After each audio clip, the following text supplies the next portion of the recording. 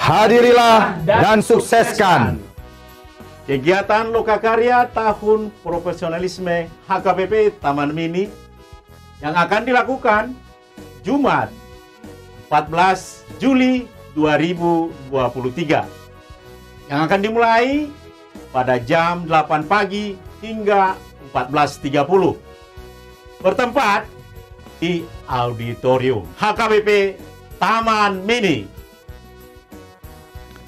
Adapun topik dari Lokakarya kita terkait dengan profesionalisme dalam penata layanan di HKBP Taman Mini. Kita akan memperoleh materi dari beberapa narasumber yang kompetensi dan kepakarannya tidak kita ragukan. Untuk pemateri pertama terkait profesionalisme secara umum, kita akan menerima dari Profesor Hermanto Siregar. Yang berikutnya terkait dengan profesionalisme dalam sudut pandang iman Kristiani, kita akan memperoleh dari Profesor John Hutagaul. Dan yang terakhir, bagaimana konsep profesionalisme diterapkan di HKBP Taman Mini, kita akan menerima dari Amang Pendeta Maulinus Siregar MTH. Kami sangat mengharapkan kehadiran Amang dan Inang seluruh para halado HKBP Taman Mini, pengurus seksi, pengurus KOR, dan jemaat-jemaat yang mewakili masing-masing WEK untuk menghadiri acara yang sangat penting ini.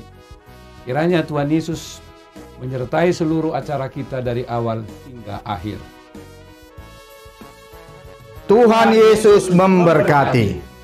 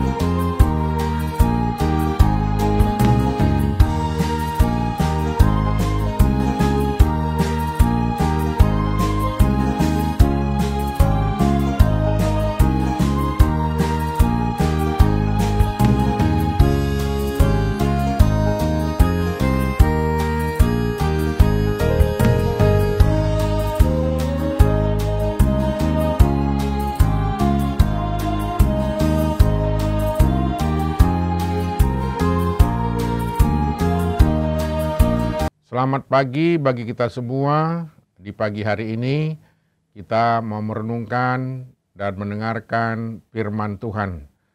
Karena itu marilah kita berdoa. Bapa kami yang di sorga, terima kasih atas pagi yang indah dan bahagia ini. Kami datang ke hadapan-Mu untuk bersyukur karena Tuhan telah membangun kami dari tidur kami. Tuhan memberikan napas kehidupan, kesehatan, dan kekuatan bagi kami. Pada pagi hari ini kami mau mendengarkan firman-Mu. Berfirmanlah Tuhan karena anak-anak-Mu siap untuk mendengarkannya. Kami berdoa dalam nama anak-Mu Tuhan Yesus Kristus Juru Selamat kami. Amin. Saudara-saudara kekasih dalam nama Yesus Kristus, kita akan mendengarkan firman Tuhan tertanggal 8 Juli 2023 yang tertulis dalam Yohanes pasal 6 ayat 38 yang berbunyi, sebab aku telah turun dari sorga bukan untuk melakukan kehendak-Ku, tetapi untuk melakukan kehendak Dia yang telah mengutus aku. Yesus datang ke dunia bukan untuk melakukan kehendak-Nya sendiri, tetapi harus tetap taat kepada kehendak Bapa yang mengutusnya. Teladan inilah yang seharusnya kita teladani. Kita harus melakukan sesuai dengan kehendak Tuhan. Jika kita melakukan sesuai dengan kehendak Tuhan, maka kita percaya bahwa kita pasti berhasil. Bahkan kita akan mengalami hidup yang berkelimpahan. Sebab Tuhan berkata, aku datang supaya mereka mempunyai hidup dan mempunyainya dalam segala kelimpahan. Bagaimana supaya kita dapat mengerti kehendak Tuhan? Untuk dapat mengerti kehendak Tuhan dan melakukannya, kita harus memiliki persekutuan yang akrab dengan Tuhan. Bila kita akrab dengan Tuhan, kita pasti akan tahu apa yang menjadi kehendak Tuhan dalam hidup kita.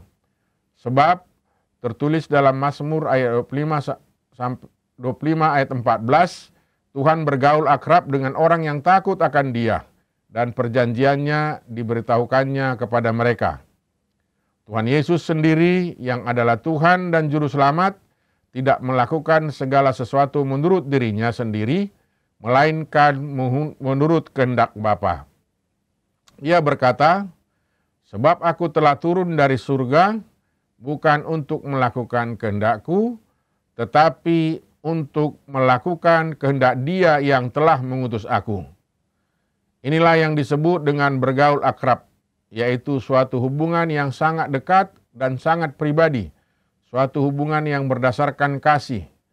Walaupun Yesus mempunyai kehendak, keinginan, bahkan mempunyai otoritas secara pribadi, Ia tetap mengutamakan kehendak Bapanya, karena Dia tahu bahwa kehendak Bapanya itulah yang terbaik. Kita pun harus tinggal di dalam firman-Nya, membaca, mendengar, dan merenungkan firman-Nya, yang akan membuat kita semakin mengerti kehendak-Nya.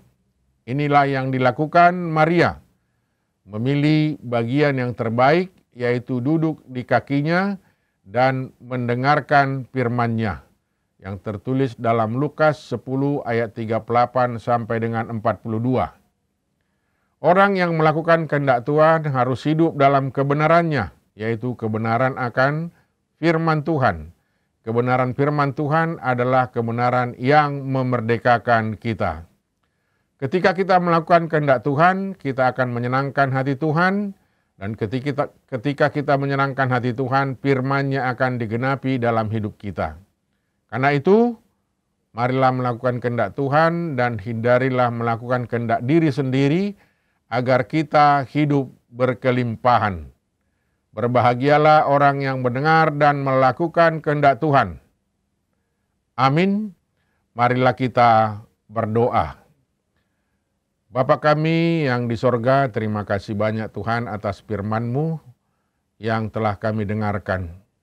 Tuhan, kami terus-menerus mendekatkan diri kepada Tuhan, karena kami tahu dalam menjalani kehidupan kami, masa depan kami ada di tangan Tuhan. Tuhan Maha Pengasih dan Maha Penyayang, karena itu kami semua meminta dengan kerendah hati. Kuatkanlah kami, berkati, lindungi, sertai dalam menjalani perjalanan kehidupan kami masing-masing. Pada pagi hari ini juga kami mau berdoa buat saudara-saudara kami yang sakit di rumah maupun di rumah sakit. Tuhan, berkatilah obat yang mereka makan. Berkati juga para medis yang merawat dan mengurus mereka. Berikanlah Tuhan kekuatan, kesehatan, dan kesembuhan bagi mereka, sehingga mereka boleh bersukacita sebagaimana kami bersukacita pada pagi hari ini. Pada pagi hari ini juga kami mau berdoa buat saudara-saudara kami yang mau berangkat bekerja. Tuhanlah yang menemani, berkati, lindungi, sertai mereka di perjalanan, berikan sukacita dan damai sejahtera dalam melakukan aktivitas dan tugas mereka masing-masing.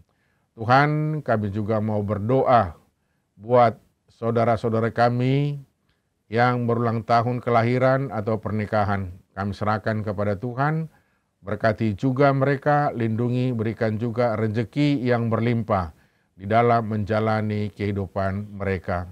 Tuhan Maha Pengasih dan Maha Penyayang, untuk hari ini kami mau serahkan seluruh hidup kami kepada Tuhan. Dan kami berdoa dalam nama anak-Mu, Tuhan Yesus Kristus, Juru Selamat kami.